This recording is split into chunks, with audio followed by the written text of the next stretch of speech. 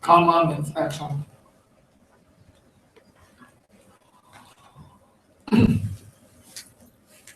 I think most of you know what are the virtuous action and what are the non-virtuous action and what are the indifferent actions. So I'll not go through these in details, but just to say in brief,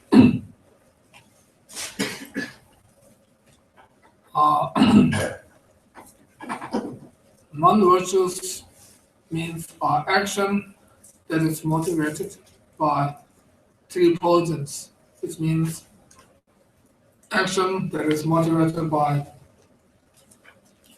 ignorance, anger, and attachment. Such action is called non-virtuous. And virtuous action means action that is not motivated by these three poisons. Then there are indifferent actions or neutral actions, which means like these actions are not virtuous or non-virtual. They are neutral. For example, like sleeping, eating, walking, etc. are called neutral action. Generally speaking, they are called the neutral action. So, law of karma means by doing virtuous action, then we experience the happiness, or we gain good result. By doing negative actions, then we experience suffering. We gain bad result. So good action result is happiness. Bad action result is suffering. Non-different actions result is non-different feeling. Different actions and negative actions.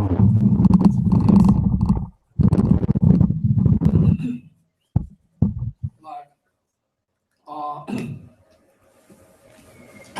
three physical actions, four verbal actions, and three mental actions. Three physical actions, as you know, killing, stealing, and sexual misconduct.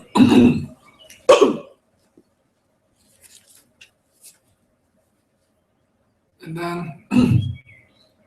four verbal actions like idle gossip, schism, harsh words, and first lie, then schism, then harsh words, and then idle gossip. And then three mental actions, which means cowardice, ill will, and then wrong view. So these are the 10 non-virtues. Actually, to have a complete action, you need preparation or preliminary part, main part, and conclusion part. If all these three are there, then you have the complete action. For example, like killing. If you kill with this complete action, then it can break your vows, if it's vow.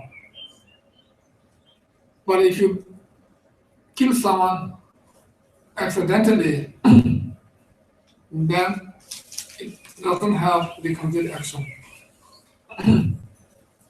Or if you want to kill a person, and then by mistake you kill a B person, another person, then although you are killing, but you don't have intention to kill this B or number 2 person.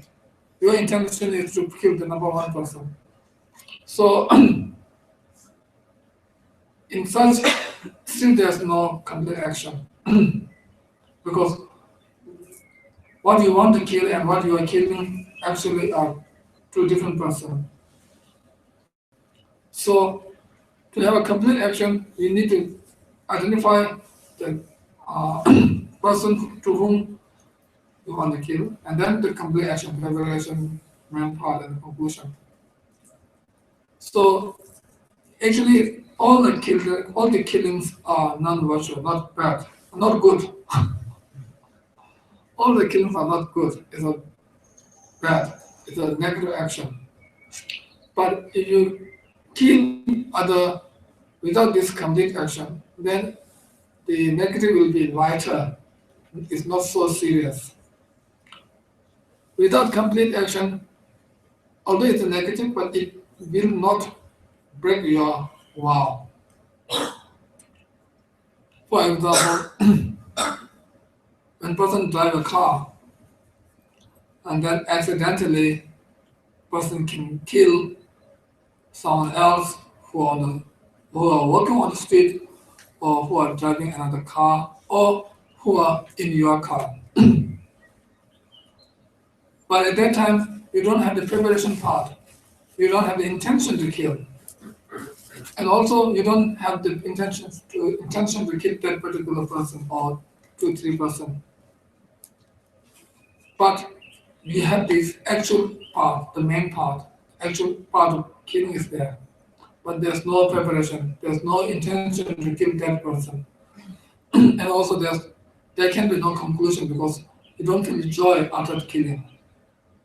You feel you feel regret after this mistake, after this accident. You don't feel joy. So then you don't have the conclusion part also. Conclusion means after having done this, then if you feel joy, if you feel happy, then there's a conclusion part. So just by killing, just doing the actual action of killing without preparation and without conclusion, without person, without object of, without having the object of person to kill, then although it's a negative, but it's not so serious. It won't break your vows.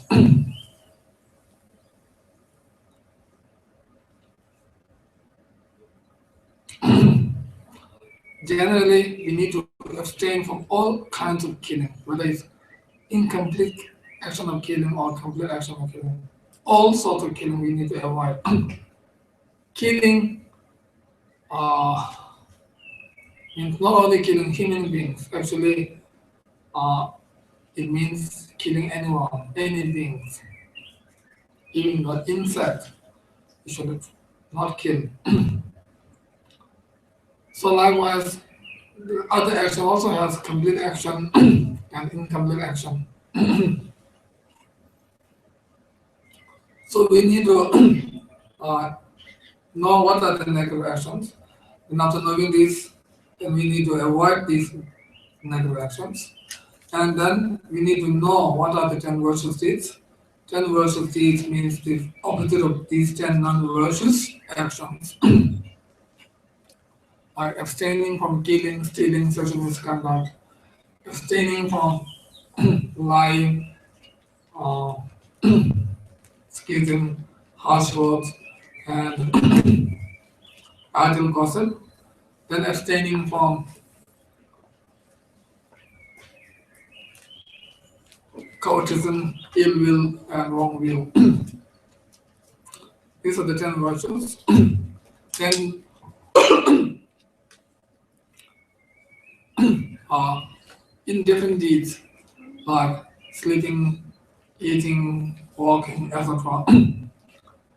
So after knowing these actions, negative action will yield have negative action will yield suffering. Positive action will yield or produce happiness, and non or indifferent action can produce indifferent feelings, not happy, not suffering. So The law of karma is very fair. Generally speaking, it is very fair to everybody without any discrimination. We all are same. We all have same right. We all have equal right in the law of karma. No one is special. Everybody are equal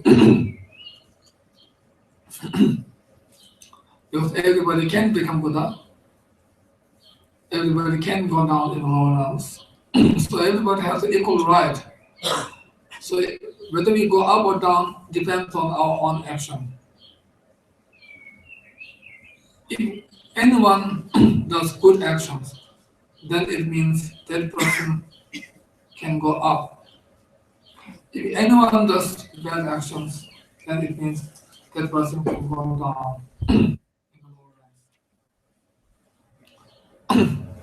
So whether you are rich or poor, whether you are a powerful person or weak person, whether you are famous or not, whether you are powerful or not, it doesn't matter. Everybody has same right. Everybody has the same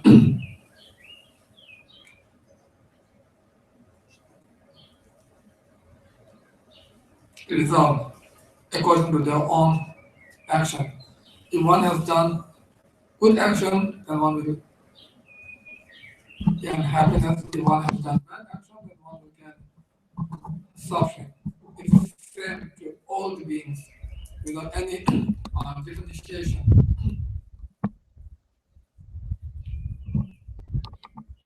And these non-different actions, we should try to transform them into virtues. Actually, these non-different actions can be transformed into virtue or non-virtue depending on your intention. For example, if you just eat and walk without any particular intention, then it becomes neutral. But if you eat the food with a good intention, then it becomes virtuous. For example, at the time of eating, you think, I'm eating this food so that I can live long, so that I have more chance, more time to help others, more time to practice Dharma. And also by eating this food, I'm feeding the germs that are in our own body. So with such intention, if we eat the food, then that eating action becomes virtuous action. And then if you eat the food with the wrong intention, which means I need to eat, I need to make strong so that I can fight against my enemy. So to fight against enemy, I want to eat good food, I want to eat nutrition food so I can live long and fight against that person. So with such intention, if you eat the food, then this eating action becomes non-virtuous. And if you eat the food without positive or negative intention, then it just becomes a neutral action for indifferent deeds.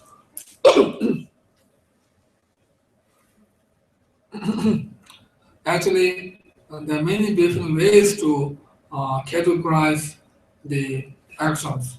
In one way, we can categorize it as I have mentioned, uh, virtues, non-virtues, and indifferent actions, or it can be categorized into physical, verbal, and mental actions, or it can be categorized into uh, other steps like before I said there's a fault action, faultless action, reflection of the fault action, and reflection of the faultless action. And also there are other ways of categorizing these actions.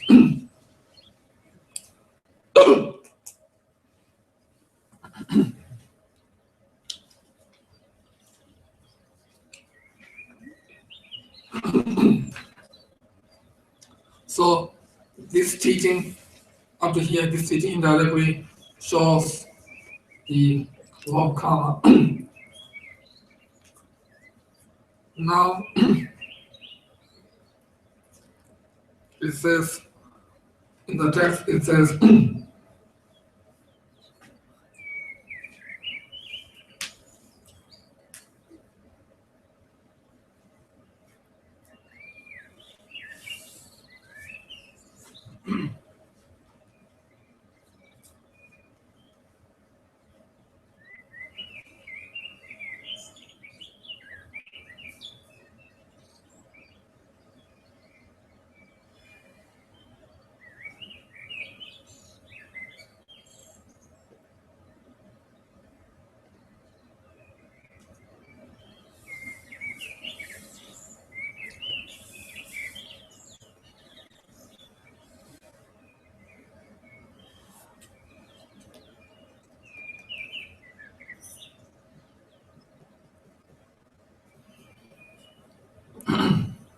sometimes I think this year, this translation and Tibetan is a bit different.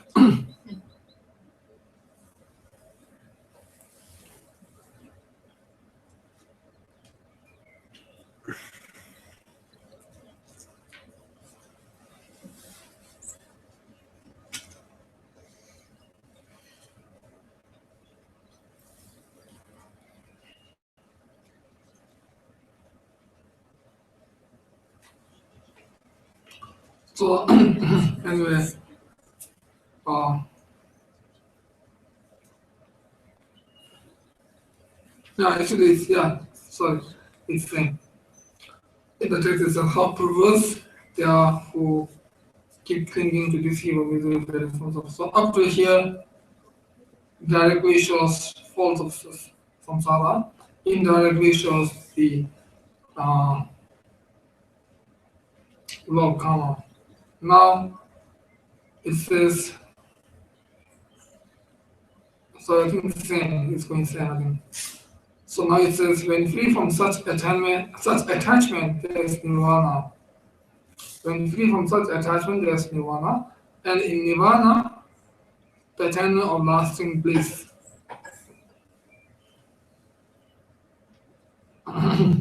Which means if we are free from this attachment, then we can gain or reach nirvana state. And if we attain nirvana, then we will gain the bliss, we will gain the happiness.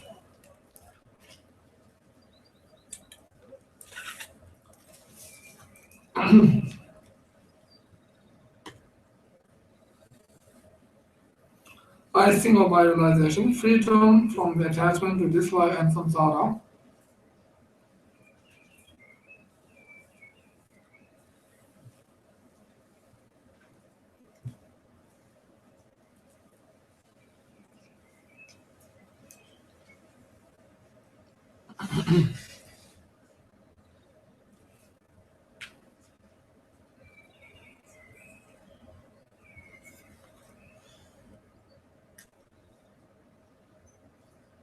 Actually, from the third last line, where it says, when free from such attainment, there is nirvana. From this line onwards is the start of the uh, third line of teaching.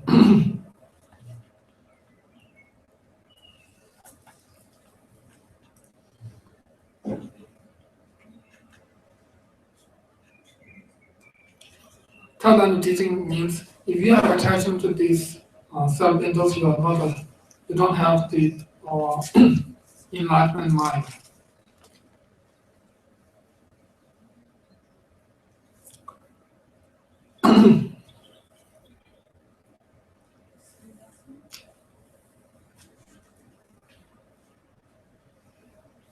I see my realization freedom from attachment to this life and samsara.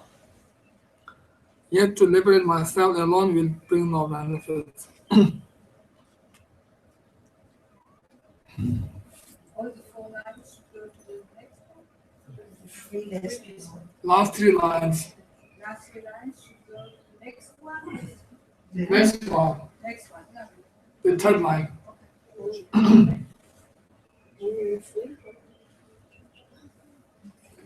You see.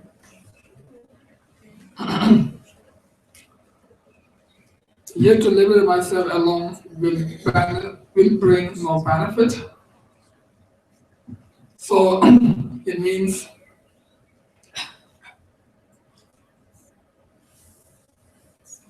there's no benefit in thinking oneself alone to be happy.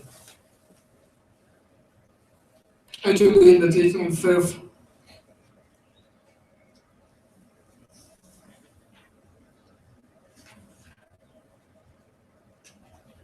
wishing oneself to be happy alone is the cause of suffering for oneself. Wishing others to be happy is the cause of happiness for ourselves also. So here, if we wish to, or if we live oneself alone, then it's not right.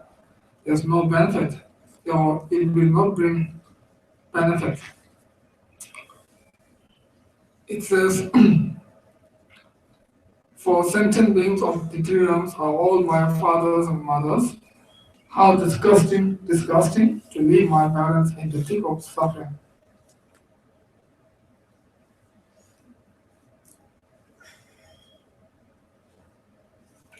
While wishing and seeking for just my happiness alone. For example,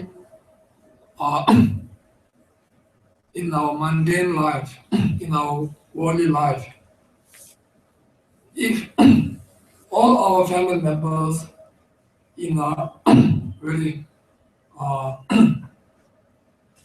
bad situation, and if one of the family members able to go to a really nice place, and if that person is a good person, good-hearted person, then that person will not feel happy, although the person himself is or herself is in the nice place, but all his or her family members are in the bad condition.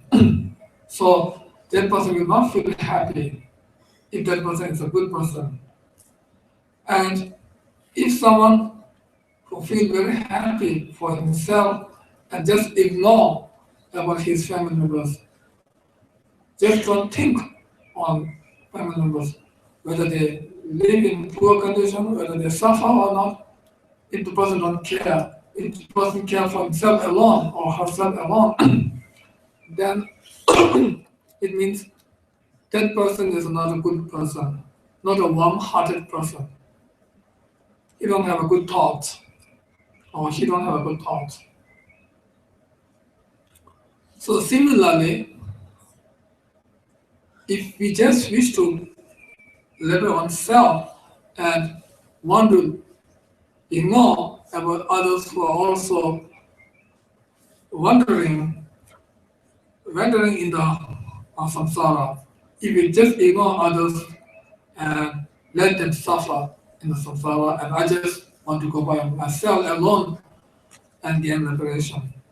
That kind of thinking, that kind of attitude is not right. Just like in the example. In the example, if one family member go to a nice place and enjoy his or her life and just ignore the family member, then it is not right. So similarly, if one person just wants to gain liberation and without thinking of others, without thinking of uh, other beings who are suffering in samsara, then it is not right to think. So it says, for sentient beings of the three realms are all my fathers and mothers. How disgusting to leave my parents in the thick of suffering, while wishing and seeking for just my happiness alone. So it means that person, that kind of person is very selfish. That person is thinking only about themselves and not about others.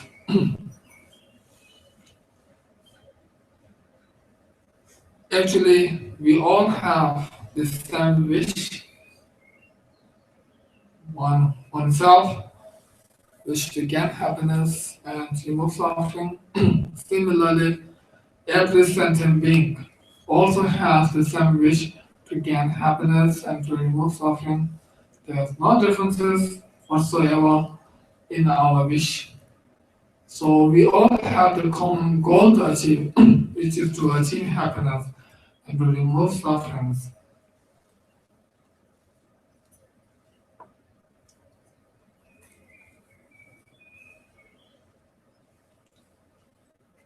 Then so therefore, it's important not just to think on oneself. It's important to think about others.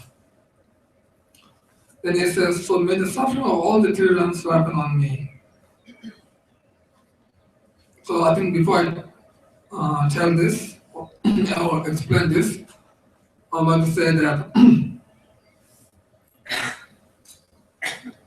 we need to think on others because we all have common goal to achieve. And also, it is far better to help others than help oneself alone. Oneself means one person. When we become a Buddhist, spiritual Mahayana Buddhist, at that time we develop bodhicitta or enlightened mind. We receive bodhicitta vow or enlightened mind vow. At that time, we are promised to help all the sentient beings. We are promised to benefit all the sentient beings. So, after having such promise, if you don't act according to our promise, if you break our promise, then it is not right. For example, if we invite lots of guests to our house and we promise to look after them, then when they really come to our house, if you don't treat them well, if you don't receive them, if you don't treat them well, then it is not right. That is a false promise. It's a false invitation or false promise. We don't act according to our promise.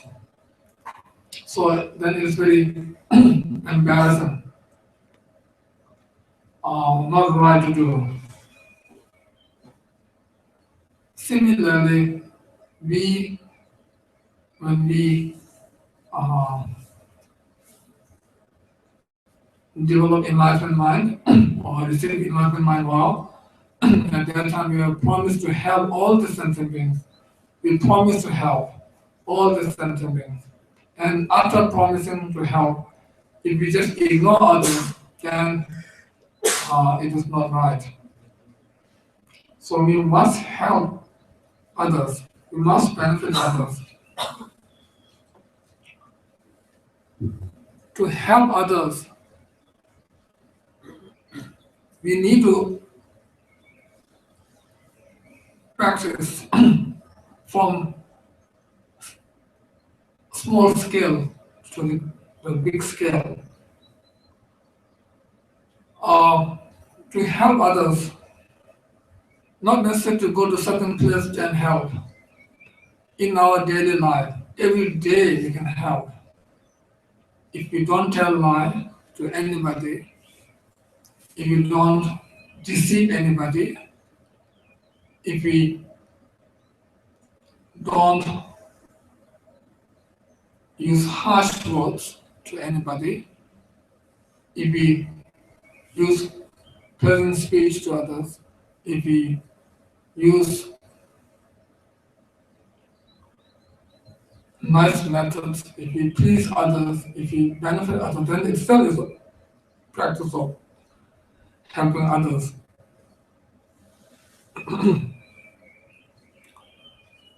But one thing is important to know.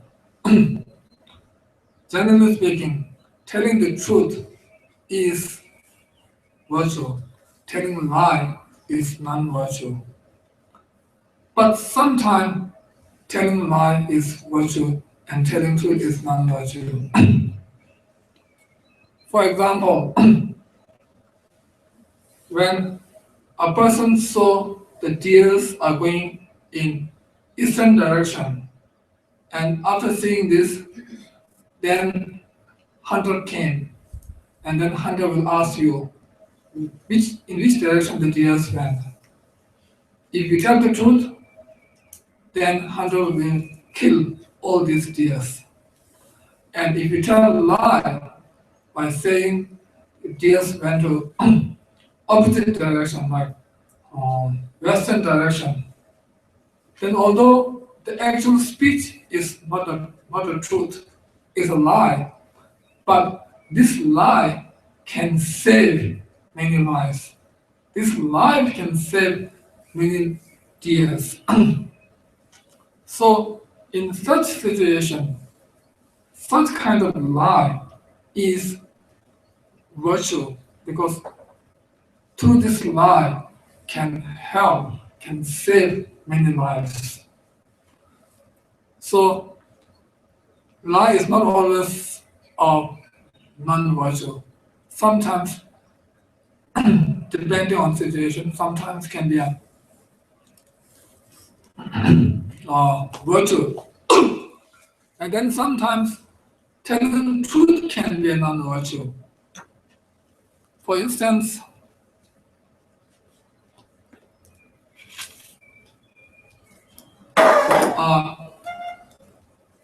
by telling the truth, if you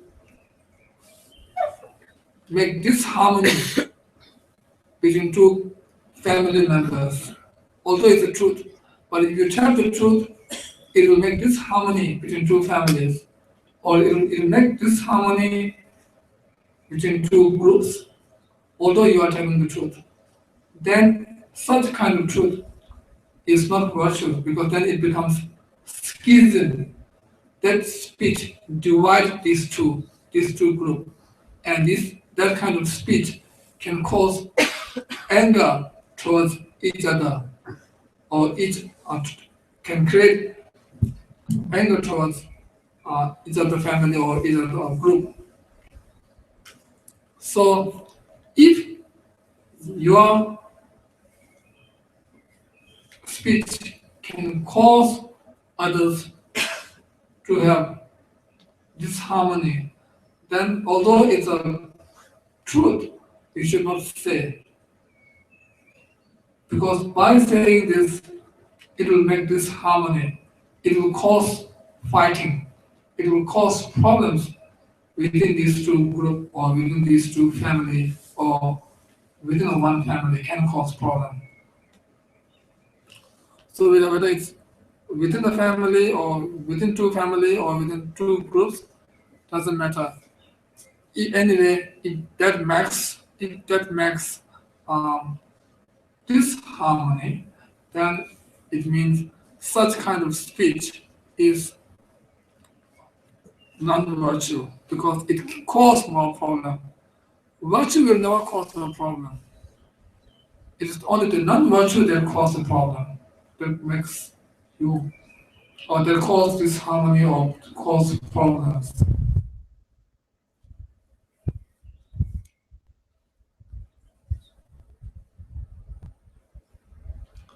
So we need to help others by doing good actions.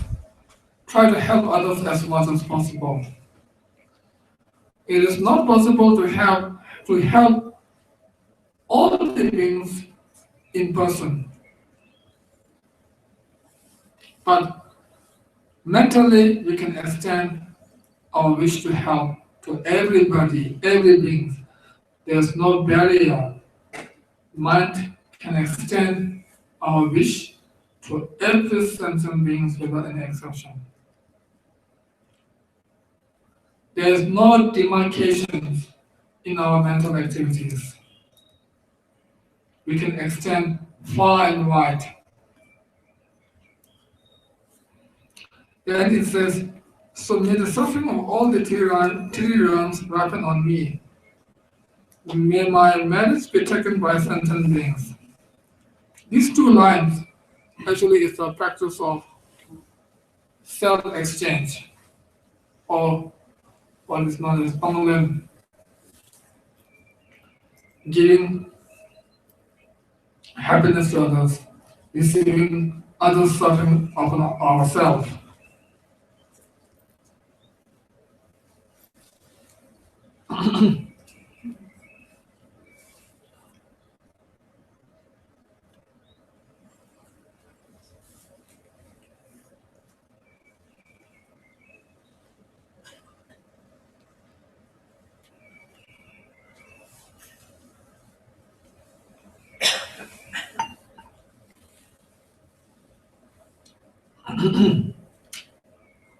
So, before practicing this self-exchange, or we call Dakshin Jeva, exchanging between self and others. Before practicing this, we need to practice Dakshin Nyamba, which means uh, equal, thinking oneself and others equal. First, we need to practice this equal practice. Then we can do the next step, which is to exchange. So equal means I want happiness, you also want happiness. I don't want suffering to experience. You also don't want to experience suffering. So we have equal thought, equal wish. So when we have this equal wish or common goal to achieve, then it is not right just to think on self and ignore about others' welfare and well-being. So this is the first step. First step is equal practice. If you don't have good equal practice, then it's difficult to do a good exchange practice. Before exchanging, it is important to practice the equal practice.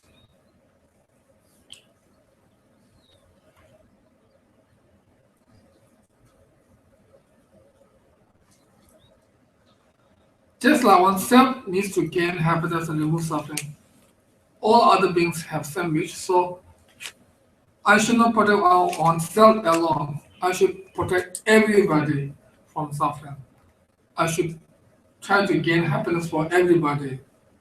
This is practice of equal thought. In the Bodhisattva Jayantara by Shandideva, he also said, first we need to practice the equal, then we can practice the exchange.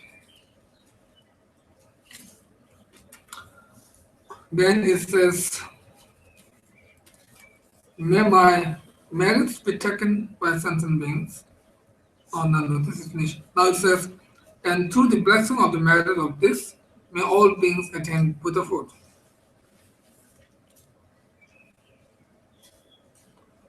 Through this practice, whatever merit that we have accumulated, we should dedicate these to attain Buddhahood for the sake of all the sentient beings.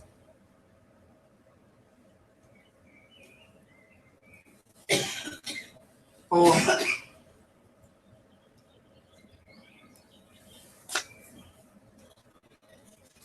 we should think that all our merits, through all our merits, may all beings attain Buddhahood. So it is important to think about others.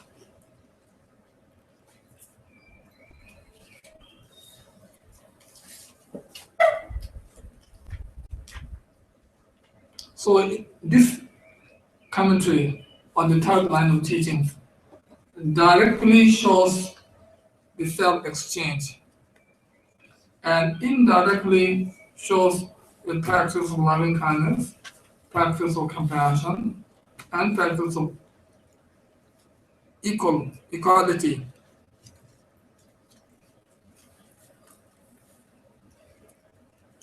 Loving kindness, compassion are very important. Without the good practice of loving kindness and compassion, one cannot practice good bodhicitta or enlightened mind. And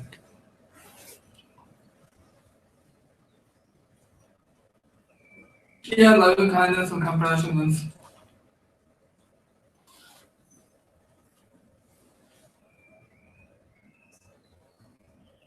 infinite loving kindness and compassion. Actually, to attain Buddhahood, we need two sides, the metta side and the wisdom side. Without one of these two, we cannot attain Buddhahood.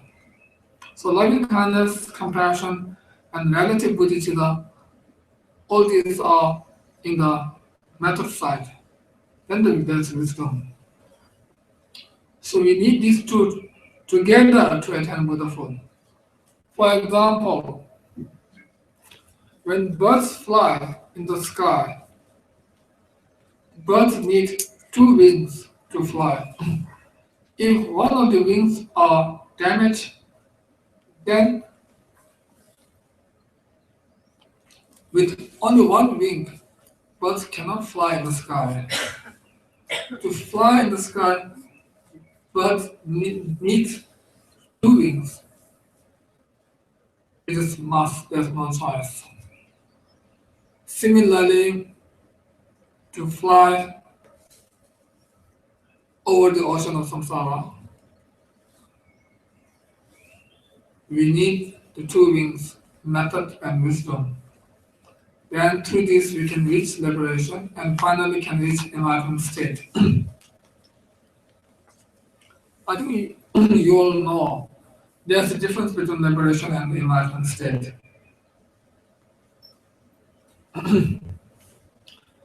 In our Buddhist path, there are 5 different paths. The first one is known as the path of accumulation. Second, the path of application.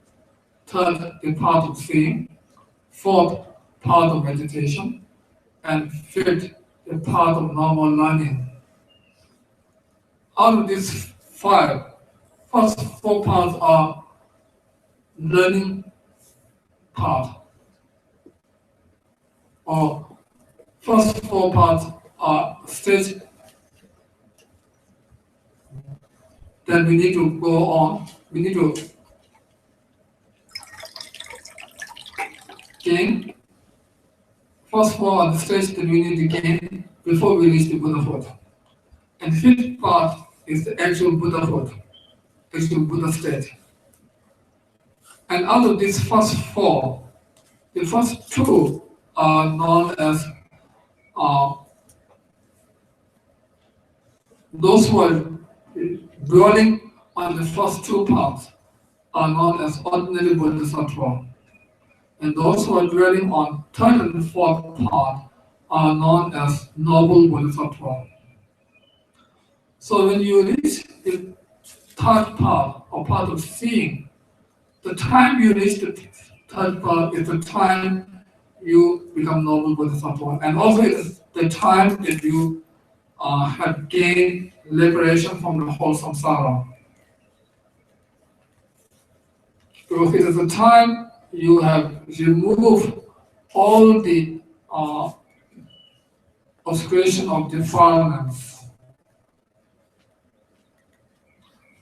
But this 3rd path is not the highest path or not the perfect result, because still they need to, or we need to purify the obscuration of knowledge, which is still there. We can't remove all these before gaining liberation. So to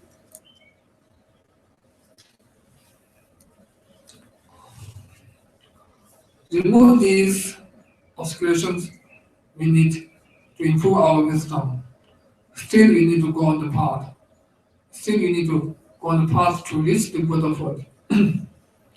So this 3rd path is called path of seeing.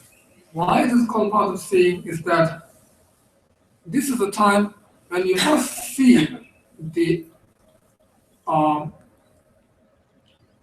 ultimate view directly, not just through imagination, but directly. So you are seeing something that you have never seen it before. So that's why it is called path of seeing. And this path of seeing is also known as the first bhumi. Actually, there are 10 bhumi on Noble Bodhisattva's path. There are 10 bhumi. First bhumi is same as path of seeing. Then path of meditation has 9 remaining bhumis. And the 11th bhumi is the Buddhahood, state of Buddha, which is also known as a part of normal learning. So we can gain liberation from all samsara when we gain the path of seeing, but then still at that time we have not gained enlightenment state. We still need to remove the obscuration of knowledge. So therefore, path of seeing and therefore the liberation and the enlightenment state are different. But without gaining liberation, we can't gain the enlightenment state. So we need to move forward step by step. We cannot jump.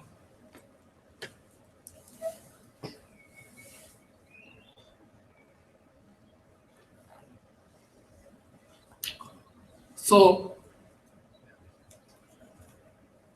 loving kindness and compassion is important not only in the beginning, but also it is important in the middle. Also, it is important in the end, at the end. For instance, when the great Indian master called Chandrakirti, when he composed a text called Madhyamika Avatara, it is custom for authors to pay homage in the beginning of the text. Normally, the authors pay homage to Buddhas and Bodhisattvas or to Arya Manjushri, etc. But he didn't pay homage to Buddhas and Bodhisattvas, or he didn't pay homage to Manjushri. Instead, he paid homage to compassion, the great compassion.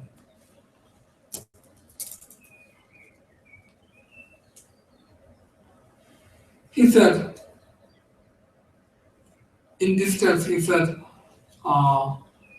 there are actually 4 noble beings. All 4 noble beings are caused by great compassion.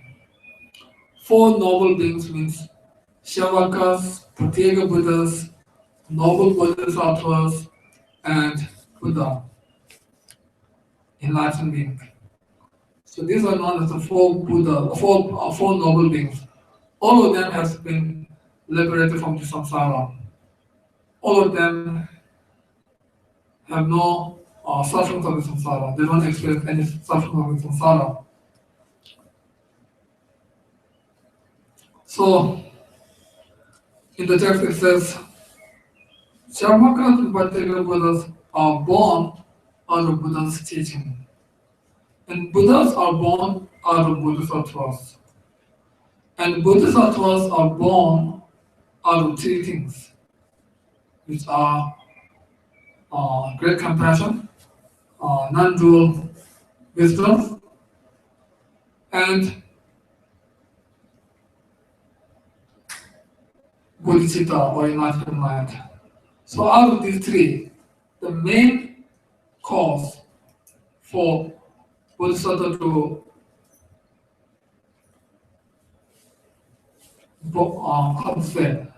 the main cause for what is the main cause to become Bodhisattva? Then the answer is, out of these 3, the main cause is great compassion. So in short, it means all the 4 noble beings are caused by this great compassion, directly or indirectly. So it is very important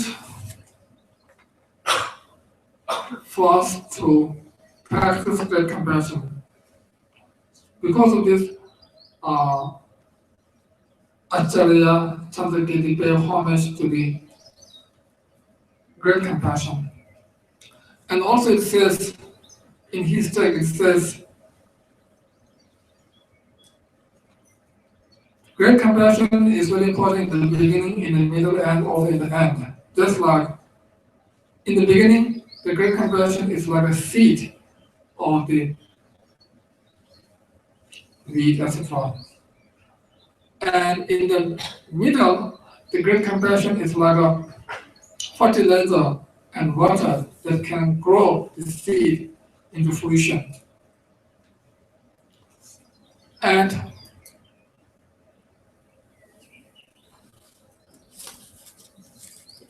in the end, the great compression is important. It is like a ripening stage. So the great compression is important in the beginning, like a seed. It is important in the middle, like a water and fertilizer. And it is important in the end, like a ripening stage. So therefore, it is important all the time.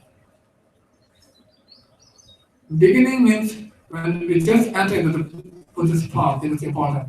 Middle means when we are on the path, it is important. In the end means when we reach Buddhahood, still we need great compassion. We can't be separated from the compassion. We can't be separated from the bodhicitta. And great compassion is also the main cause of great compassion is also the main cause of bodhicitta. So this bodhicitta is very important. So directly shows loving kindness, no, directly shows the self-exchange in this text, and indirectly shows loving kindness, compassion, and equality. Equanimity. Equality. Equality? Equal. Equal.